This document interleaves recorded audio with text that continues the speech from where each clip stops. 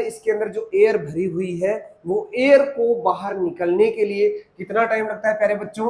Capital T लगता है। और वो जो गैस बाहर निकलती है उसकी जो स्पीड है वो वी आर दे रखी है, और वो जो गैस है वो किस प्रकार डिपेंड करती है, यानी जो उसकी रेडियस है वो किस प्रकार डिपेंड करती है? आर टू पावर अल्फा पर डिपेंड करती है।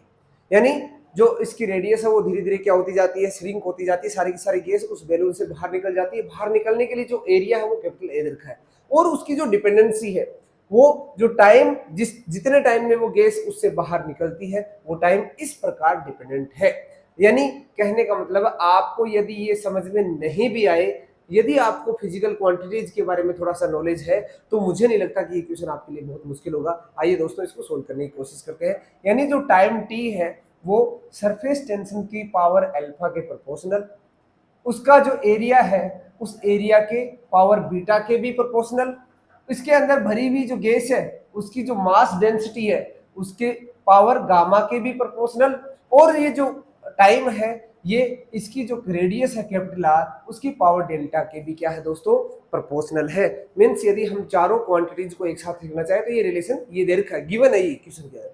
अब आपसे पूछा जाता है कि बताइए बेटे इस अल्फा का मान कितना होगा, बीटा का मान कितना होगा, गामा का मान कितना होगा और डेल्टा का मान कितना होगा। बच्चों हमने डायमेंशनल इक्वेशन पढ़ी थी।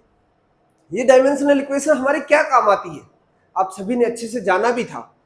पहले चैप्टर में हमने अच्छे से जाना भी था कि होमोजेनिटी ऑफ डायमेंशनल इक्वेशन क्या कहती है? यदि दो फॉर्मूले के अंदर कोई दो फिजिकल क्वांटिटी आपस में ऐड हो रही है, मींस दोनों की डायमेंशनल इक्वेशन क्या है? सेम। तो वो तो यहाँ पर नहीं लगने वाला, होमोजेनिटी तो यहाँ पर नहीं लगने वाला, बट यहाँ पर होमोजेनिटी इस प्रकार बराबर में तो लग सकता है। भाई प्रोपोर्शनल सिंबल यहां से हटेगा तो एक कांस्टेंट आएगा, और कांस्टेंट आएगा तो यानी एलएचएस का जो डायमेंशनल इक्वेशन है वो आरएचएस का डायमेंशनल इक्वेशन होगा डेफिनेटली, ये तो कह सकते हैं ना। यहाँ पे तो लगेगा, तो यहाँ होमोजेनिटी ऑफ डायमेंशनल इक्वेशन लगाएंगे। साथ ही साथ हमने ये भी पढ़ा था कि ये डायमेंशनल इक्वेशन काम क्या आती है, यानी इनकी हेल्प से हम कोई भी जो फॉर्मूला है फिजिकल क्वांटिटी का उस फॉर्मूले को हम डिराइव कर सकते हैं। यानी हमारे पास जितनी भी डिराइव्ड फिजिकल क्वांटिटी है उनका जो रिलेशन है किनसे? फंडामेंटल फिजिकल क्वांटिटीज से, वो हम इजीली इससे फाइंड आउट कर सकते हैं। किसकी हेल्प से? डायमेंशनल इक्वेशन की हेल्प से। तो कहने का मतलब कोई फॉर्मूला सही है या नहीं है उसकी जांच कर सकते हैं, कोई फॉर्मूला कैसे डिराइव करना है उसको भी हम इसकी हेल्प से कर सकते हैं।